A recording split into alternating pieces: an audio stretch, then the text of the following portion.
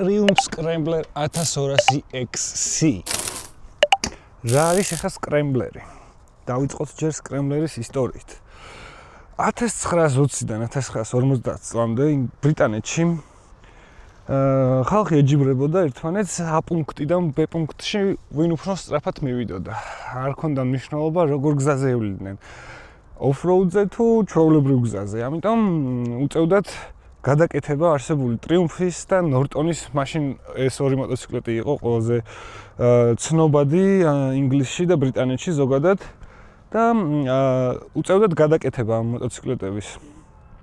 აცლიდნენ ზედმეტ რკინებს, აცლიდნენ ძველ ამორტიზატორებს და უყენებდნენ უფრო მაღალს და გამძლე ამორტიზატორებს.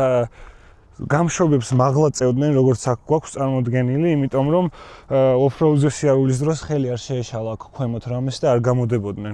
იმდენად პოპულარული გახდა ეს სტილი, რომ ტრიუმფმაც გადაწყვიტა, რომ გამოიშვა უკვე ქარხნული სკრემბლერი 1960-იან წლებში უკვე გამოუშვეს პირველი სკრემბლერი, რომელიც ასევე შეგხვდებათ ლეგენდალურ ფილმში The Great Escape. სადაც ასევე ლეგენდალური ამერიკელი მსახიობი სტივ მაკკვინი თამაშობს, რომლის სახელობის სკრემბლერიც არსებობს დღემდე იგივე ამ მოდელებშიც. ფილმი არის 1954 წელზე, სადაც გერმანიაში ტყვეები გარბიან ციხიდან და მხოლოდ ნამდვილი ამბავი არის. და მხოლოდ 3 ადამიანი გაიქცევა ამ ციხიდან და ერთ-ერთი იყო ზუსტად ეს ფილმში სტივ მაკკვინი, რომელიც ღობეს ახტება ძველი 62 წლის ტრიუმფით.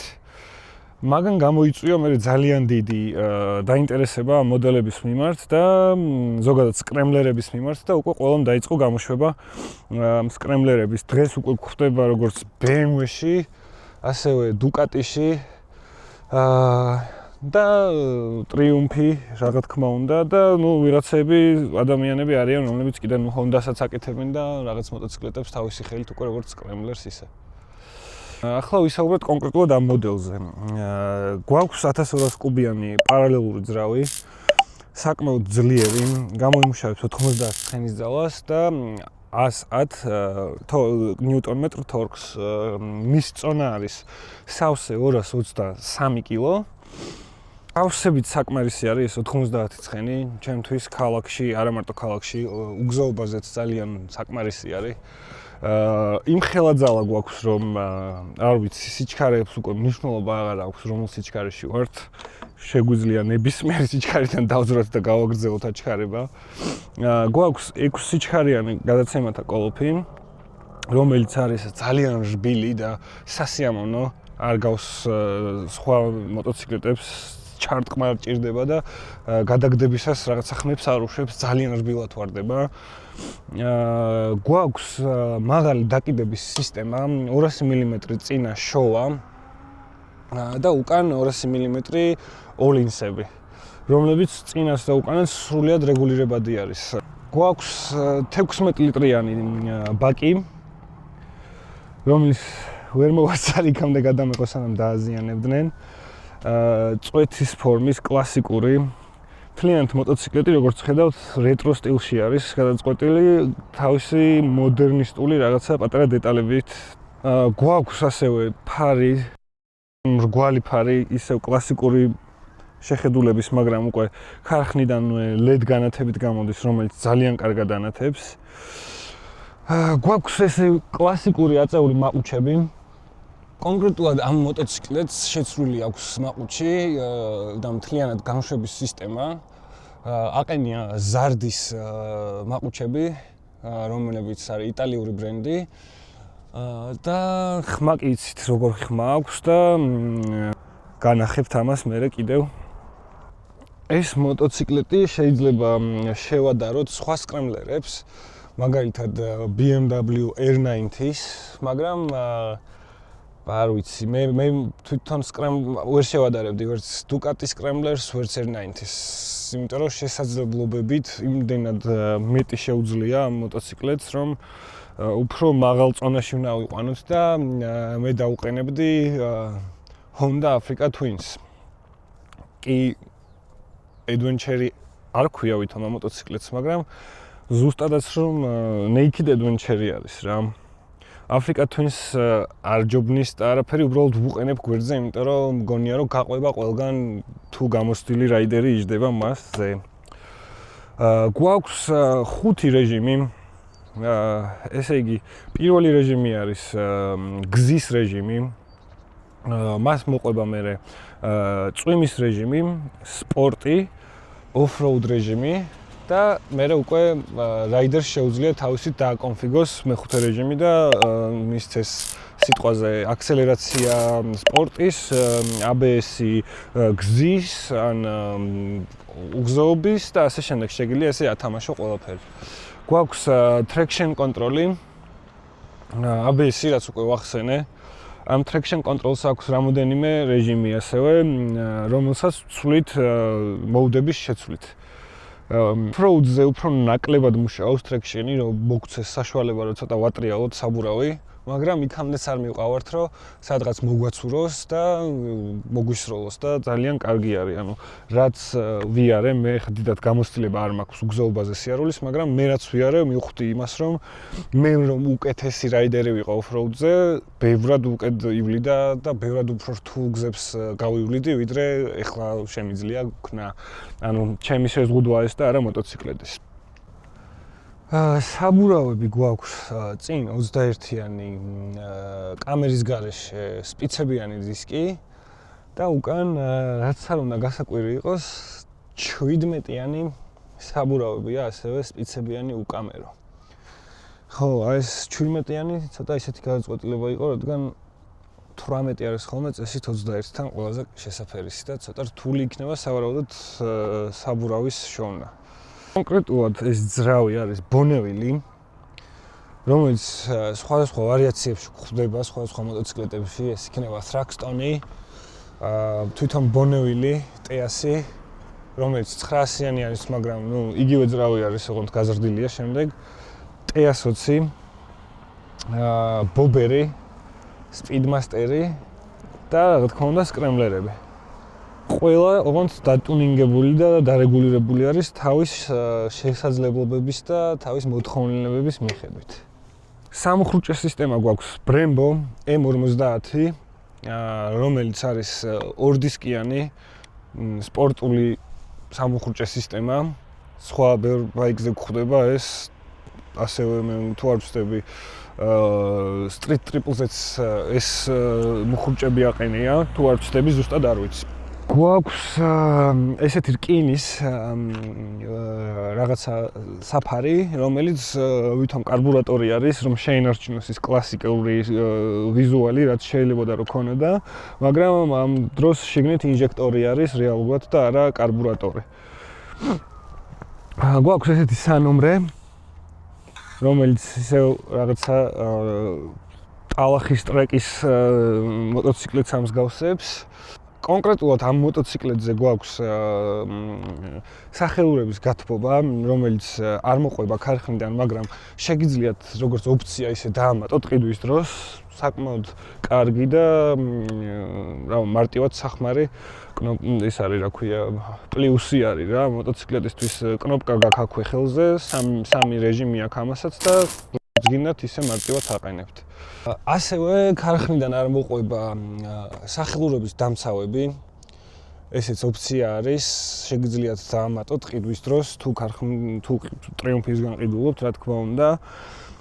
არ მოყვება ეს დამცავები. მოყვება მხოლოდ და მხოლოდ ქვემოთ აქ აქვს მოტორის დამცავი წინ და გვერდზე კიდევ აქვს, რომ რაღაცები არ შემოიყაროს. დანარჩენი ყველაფერი არის დამატებული. ასევე არ მოყვება პატარა windshield-ი და არ მოყვება ფარის დამცავი. გვაქვს წყლის გაგრილება, რომელიც საკმაოდ კარგად მუშაობს, მაგრამ რევიუებში და რაც წავიკითხე, ზოგი უჩივის იმას, რომ თუ ტალახში დადიხარ, იბიძნება ძალიან ეს რადიატორი და ხანდახან უწევს ხოლმე გათიშვა და გადახურება. ამიტომ ამას უყენია ხა ქარხნიდან დამცავი, მაგრამ პლასმასის დამცავი არის ეს და ცვლიან ხოლმე ალუმინის დამცავში, რომელიც უკეთესად იცავს და ხელს უშლის ამ ტალახისგან გაბიდნას და მშვენივრად მუშაობს. ასევე ტრიუმფს ყავს მეორე მოდელიც, რომელსაც ქვია Scrambler X 1200 XE. ერთ-ერთი იგივე მოდელი არის, გარდა იმისა, რომ მას უკვე წინ უყენია all-in-ის წინა ამორტიზატორები, რომლებიც არის 250 მმ, ანუ გაზრდილი არის უკვე სადღაც 5 სანტიმეტრით დაახლოებით წინა მხარე, მაგრამ ასევე უკანა მხარეს აქვს ეს swing-arm-ი უფრო გრძელი, რაც მოტოციკლეთს იმის მაგურად რომ 5 სანტიმეტრით აწიოს, 3 სანტიმეტრით წევს, რეალურად 3 სანტიმეტრით არის ამ მოტოციკლეთზე მაღალი. ერთი ეგ სხვაობა არის, რომ სიმაღლე აქვს ცოტათი სხვა და უფრო მეტ შესაძლებლობას აძლევს უგზაობაზე მას. ასევე კიდევ შეცვლილი აქვს ელექტროობა, შიგნით დამატებული აქვს off-road pro mode, რომელიც სრულად გითიშავს ყველანაირ ABS, traction, საერთოდ ყველაფერს და გრჩება მარტო მოტოციკლეტი, რომელიც არის ცხოველი და თუ პროფესიონალი არ ხარ, არ ვიცი, მე არ ურჩევდი მაგ mode-ით სიარულს უგზაობაზე. მე იმიტომ შევარჩია კონკრეტულად ამ მოდელზე. ხო, ეგ არის სხვაობა, მეტი არაფერი სხვაობა არ არის და ფერი. წინ ამორტიზატორების ფერი არის განსხვავებული, ოქროსფერი ამორტიზატორები აქვს, ამას შავი აქვს. მე პირადად ვეძებდი ამ მოდელს X-ის, არ მინდა და XE, იმიტომ რომ ძირითადად მაინც ქალაქში მიწევს სიარული, მერჩივნა რომ სიმაღლე ეხლა კი უწვდები. შვენივრად ვწვდები ამ მოტოციკლებს, ფეხები გასწორებული მიდევს, მაგრამ ოდნავ აი 3 სანტიმეტრით მაღალი რო ყოფილიყო, მომიწევდა რომ ცოტა ესე მდგარიყავი, რომელიც ქალაქში კონტროლს დამაკარგინებდა და ისე ვერ ვივლიდი როგორც საჭიროა და მით უმეტეს ახლა კრუიზერიდან რო გადმოვჯექი, ესეც უკვე მაღალია ჩემთვის ეს ჯდომა რა, მიუჩვეველი რო ვიყავი. ხო, მოდი სანამ ვზივარ, შევეხები, სკამი არის ძალიან კომფორტული, მე ძალიან მომწონს. აქვს დიდი სიგრძე, რომელიც საშუალებას მაძლევს ახლოს მივიწიო, თუ მინდა რომ ცოტა აგრესიულად ვიარო და თუ აღარ მინდა, შემიძლია ჩამოვიწიო უკან. გვაქვს კიდევ ერთი მინუსი. ძალიან ცხელდება გამშვები ზაფხულში და ზამთარში პლუსია. სულ ვცდილობ, რომ ფეხი ქონდეს გამოწეული და გაგრილდე რა. ერთადერთი მინუსი ეგ არის, რომლის აღმოფხვრაც შეიძლება, შეგვიძლია დავახვიოთ თერმული სახვევი და შვენივრად აღარ გახურდება.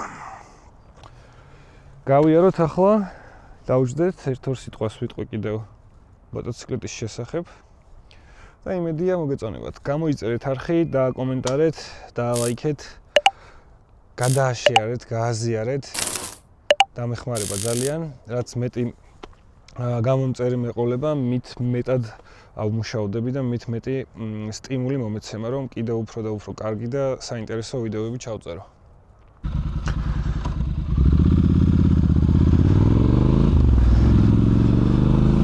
ძალიან მანევრირებადი არის.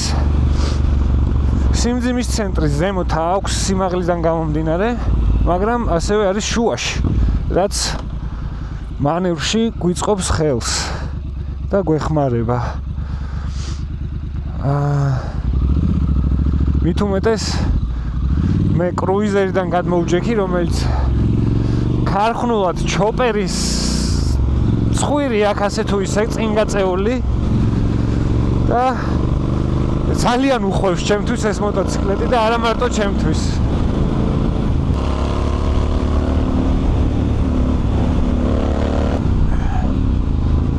სპორტში ჩვეულებრივად შეგიძლია რომ ტრეკზე ისე იარო. სპორტ მოდში როცა გაქვს, რომელშიც არასდროს არ მაქვს, იმიტომ რომ სულ ცხვირის აწევა უნდა. მე არ მინდა ცხვირის აწევა, არ ვიცი ვილის გაკეთება. და არ მინდა ამ ბაიკზე ვისწავლო.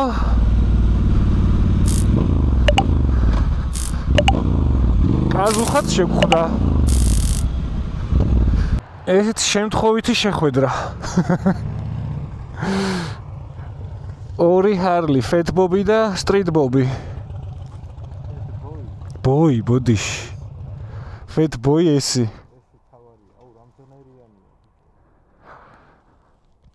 ამ მოტოციკლეთს ურჩევდი ისეთ ადამიანებს, რომლებსაც თავგადასავლები მოგწონს და ხშირად გიწევთ სიარული ქალაქ გარეთ, პატარა გორაკებზე ასასვლელად, გადმოსახედებზე ასასვლელად ძალიან კარგი არის რა. გზაზეც ძალიან კარგად, კომფორტულად დადიხართ და როცა მოგინდებათ, გადაუხვევთ უცებ უგზაობაზე გემრიელად. არის ძალიან ხარისხიანი. პრემიუმ ბაიკი არის. და თითოეული დეტალი ისეთ ხარისხით არის გაკეთებული, რომ არ ვიცი. ძალიან გაკვირვებული დავრჩი მე აქამდე არ მყოლია იაპონური ბაიკის იქით. არ ვარ იტალიურზეც და ასე შემდეგ, მაგრამ სხვა არის რა. ერთი რაც არ დაგაკლდებათ ამ მოტოციკლებზე არის ძალა, თორქი. 110 ნიუტონ-მეტრი 225 კილოზე. სასწაულშვება რა. გვაქვს ride by wire.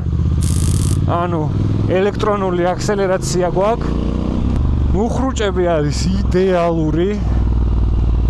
ამაზე კარგად როგორ უნდა გააჩეროს და რამ უნდა გააჩეროს არ ვიცი. რა თქმა უნდა ტრეკზე სხვა რაღაცა იქნება. ეხლა ტრეკზე არ მაქვს საუბარი, მე მაქვს ქალაქში სასიარულო საუბარი. ეს ძალიან კარგად მუშაობს. ეხში მანქანასავით მირტყავს ხოლმე უკანა ტორმოზი, უკანა მუხრუჭი. კარგი იქნებოდა ოდნავ მაღალი რომ ყოფილიყო სახელურები რა. სავარაუდოდ რაიზერებს დავაყენებ და ოდნავ მაღლა ავწევ და კრუიზერივით ზიხარ მე რა. კი მაღლა ხარ, მაგრამ რაღაცნაირად მოშვებული ხარ, ფეხები ცოტა გასწორებული გაქვს. შემიძლია წინ მივიწიო და უფრო სპორტული მოძრაობისთვის გამოვიყენო ჩემი სხეული. სიმაღლიდან გამომდინარე ქალაქში ძრომიალი ვისაც მოგწონთ, იდეალური მოტოციკლეტი არის, იმიტომ რომ თითქმის ყველა მანქანას ცდება სარკეებს. სედნებს ძირითადად რა თქმა უნდა. და აი რამ სიმაღლეზე ვარ. ჩვეულებრივად შეგიძლიათ გაცდეთ. დერაზის დამოვიწყდა რომ ეთქვა XE მოდელს უფრო მაღალი სახელურები აქვს და უფრო განიერი. სადღაც 3-4 მმ-ით მაღალია ზმე მგონი. წვითაც არ წვავს ბევრს. ახლა ზამთარში იწვავს 6.6, რომელსაც ასევე მაჩვენებს წინ დაშბორდი. მაჩვენებს რამდენი დამრჩა გასავლელი კილომეტრებში მაჩვენებს. მაჩვენებს ამ მომენტში ამ წამს რამდენი წვავ და მაჩვენებს საშუალოს, რომელიც ახლა არის 6.6 ზამთარში და ზაფხულში იყო 5.5. ამას კიდევ რომ შევუცვლი ჰაერის ფილტრს და ალების სანთლებს, კიდევ დაიწევს წვა ზამთარშიც და ზაფხულშიც რა თქმა უნდა. პასხამ პრემიუმს ესე უწერია მანუალში და გირჩევთ რომ ყოველთვის ისექნათ ყველაფერი როგორც მანუალში წერია, იმიტომ რომ ქარხანამ დაამზადა, ქარხანამ დატესტა ყველაფერი და ქარხანამ უკედ იცის რა ჭირდება ამ მოტოციკლეთს. ოჩახ ბრიტანელებს რაღაცა მომენტში ტრიუმფის ბრენდი მკვდარი იყო და მოვიდა მილიონერი თუ მილიარდელი არ ვიცი, ვიღაცა ბიძია, რომელსაც ძალიან უყვარდა მოტოციკლეტები და ეგ იყო ზუსტად ტრიუმფს რაც ჭირდებოდა. გააცოცხლეს და გახადეს ერთ-ერთი საუკეთესო ბრენდი. აი ისე რბილად დადის და ისეთი სასიამოვნო არის, რომ არ ვიცი, აი ვინმეს თუ თავში გქონდათ და ფიქრობდით, ურჭოფობდით ან არჩევდით სხვა სკრემბლერებს ან სხვა მოტოციკლეტებს შორის ეს გეყიდათ თუ სხვა, გირჩევთ რომ არ ვიცი, ეს იყიდოთ. ძალიან კარგი არის, ძალიან კარგი მოტოციკლეტი არის. არ ინანებთ. არც ორიგინალ გამშვებებს აქვს და მაყუჩებს ცუდი ხმა, თქვენ რო იცოდეთ.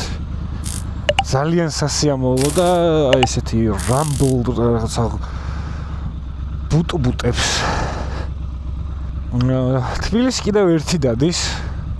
ესეთი შავი ოღონდ ის სტოკი არის და კიდევ მეტი თუ ჩამოვა საქართველოში და მეტის კრემლერი გვეყოლება, მეტად ვისიამოვნებთ ყოველანი რაც მეტი ლამაზი ბაიკი გვეყოლება ქალაქში, მით უკეთეს. მოიწერეთ მეგობრებო არხი და ლაიქეთ და კომენტარეთ, გადააზიარეთ. ძალიან დამეხმარებით. დამიკომენტარეთ რა მოგეწონათ, რა დაგაკლდათ ამ განხილვაში, რა გაინტერესებდათ და რა ვერ მოგაწოდეთ. ეს დამეხმარება რომ შემდეგი ვიდეოებისთვის გავითვალისწინო და თვალთა ხედვაში მქონდეს. აბა კარგად.